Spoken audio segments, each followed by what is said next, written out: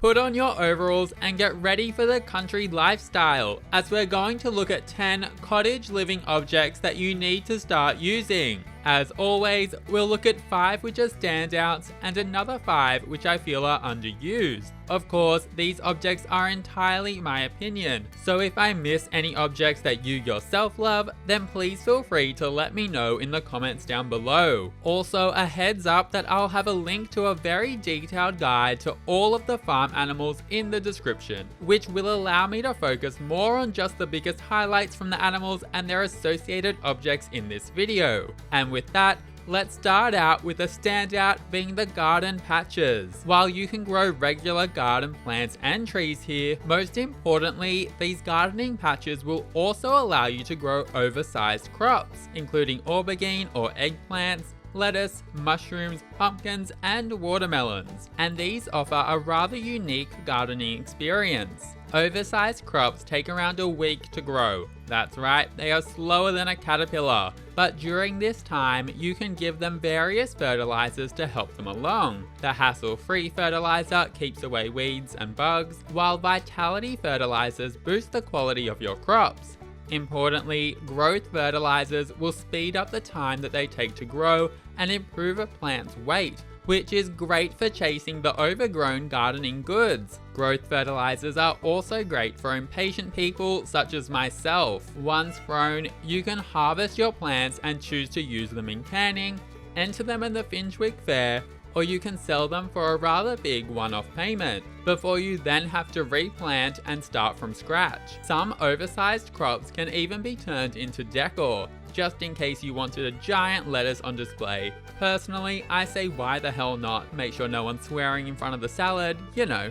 Honestly, I really like the variety that this brings to gardening and how your produce can come out at different sizes depending on the level of care that you give them. It's time to turn our attention to an underused object now, being picnic baskets. There are 2 of these added with the pack, and the way that they work is that they can be filled with up to 4 food objects, such as canned goods or freshly cooked food with 8 servings, or even a lemon, because why not? Once packed, then pop the basket into your inventory, and if you come across an empty picnic table, then you can place the basket and set up an adorable picnic to enjoy with family and friends. It's so cute as an outdoor activity on a day with good weather and can also be great for little dates. However, one issue I found is that for placing and unpacking to work, it can be a little bit buggy if the table has something on it, such as a lamp. So make sure that you source a nice empty picnic table so you don't become frustrated by this the way I did. Next up, we have a standout being the animal shed. This cute little barn will allow you to raise either a cow or a llama, both being excellent choices, I must say. Of course, you can care for, befriend, and even dress these animals, and you can upgrade the animal shed with livestock upgrade parts to increase your animal's lifespan, or even add an auto feeder.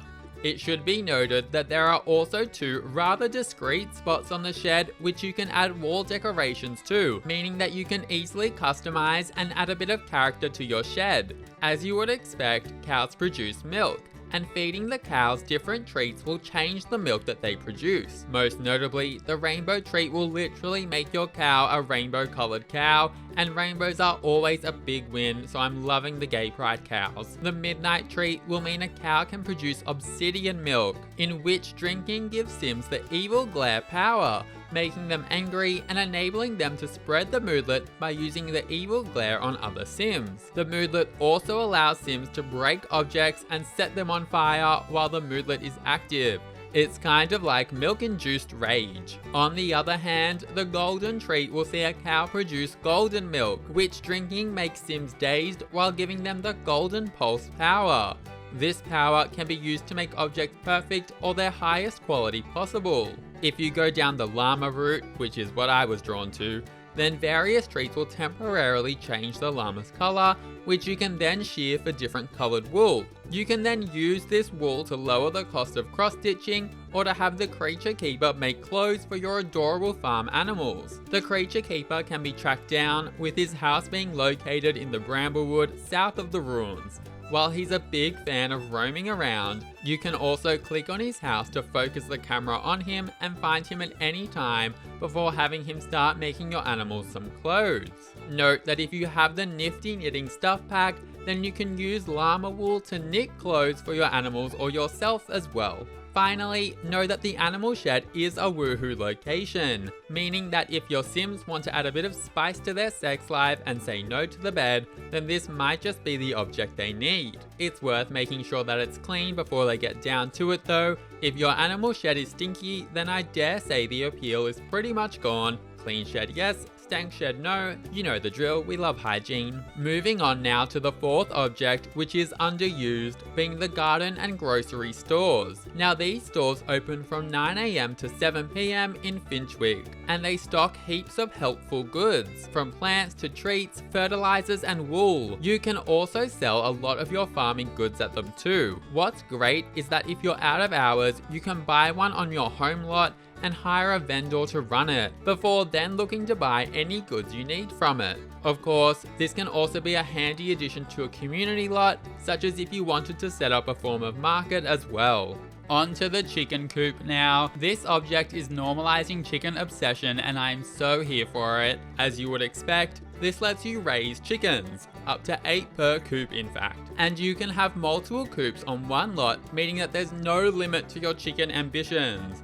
I know what you're thinking, look at all those chickens! And 10 points to your Harry Potter house of choice if you know what that poorly enacted reference is all about. Now chickens can be dressed and they lay both non-hatchable eggs that can be used in cooking and hatchable eggs that can make more chicks. And various treats will have interesting effects on your chickens too. Notably, the midnight treat will turn chickens into evil chickens, which are 10 out of 10 the best chickens ever. These will scare off foxes and attack enemies, including the Grim Reaper himself, and even save Sims from death. They also lay obsidian eggs, which when used to create dishes and then eaten, will act like obsidian milk, temporarily allowing you to break objects and set them on fire. On the other hand, the golden treat will turn chickens into golden chickens, which will passively max out the quality of objects around them. They'll lay golden eggs as well, which when used to create dishes that are then eaten, will act like the golden milk, temporarily giving Sims the golden pulse power so that they can make objects perfect quality. Like the animal shed, you can use eco upgrade parts to make the chicken coop increase your animal's lifespan and auto feed your chickens. You can also upgrade it with an alarm that will scare off foxes. Gotta be careful because foxes will prey on your chickens. Also a heads up, be nice to your chickens or else they might just kill you if you're repeatedly mean to them. Next up is a very quick underused object, being the Typesmithy Computer. Now make no mistake, this really is a computer and it functions the same as the others. But the reason I love this object is because it looks much less techy and much more old school, which makes it perfect for playthroughs where you want to go without a lot of tech but still want the versatility of what a computer offers, such as being able to order 5,000 different things. While it's not a huge game changer, it is good to be aware of, especially from a storytelling angle. On to a standout for the 7th object, being the cross-stitching kits.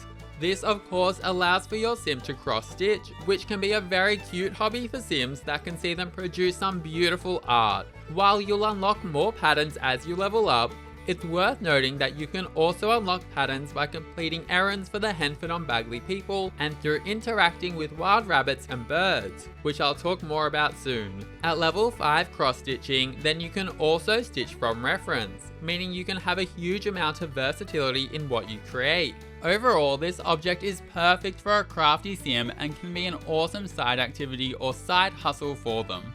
Next up is an underused object, and I'm being a little bit cheeky here because I'm shining a spotlight on multiple country kitchenware objects from the pack. Things like the country pitcher, canister and teapot or tea sets can bring a country themed kitchen to life, and it really stamps out the need for the country kitchen kit, which I do feel should have just been included as part of this pack. The wake up and spill the water object is also such a fun and unique fountain that gives off farmyard vibes, so consider making use of that too. Now for the 9th object, which is a standout, and it's the flock of wild birds and the wild rabbit home objects. These are a little unique in that you have to find these around Henford-On-Bagley and befriend either the birds or the rabbits who live in them before you can then unlock and buy them in buy mode yourself. Make no mistake though, they are well worth it.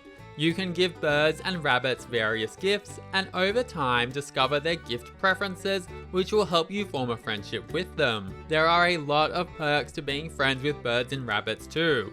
You can ask them for help with gardening, whereby birds will ward away bugs and help crops grow by singing to them. Rabbits, on the other hand, will take care of weeds and can help crops grow by enriching the soil. You can also collect gifts from birds and rabbits, which includes rare treats and unlocking special cross-stitching patterns. Rabbits can also be dressed in cute animal clothing, and just be wary of foxes, which can attack them. Know that if your rabbits are attacked, they can put up a good fight and win, but it's still not worth the risk. Also, just like chickens, if you're continually mean to rabbits, then they might just attack you, and if you do this repeatedly, then the rabbits can kill you. So just be a little bit wary of that, because you know, we don't have time to go around getting killed by cute, fluffy, adorable rabbits. And now for the 10th and final object, which is a quick one, and it's the Henford Wedding Arch. The reason I love this is because it feels both very grand and also incredibly natural when compared to the other arches, allowing for a natural forest-inspired wedding theme. And of course, paired with some of the other objects, you can have your sim get married with rabbits, birds, and other farm animals roaming around and create the perfect farmyard wedding.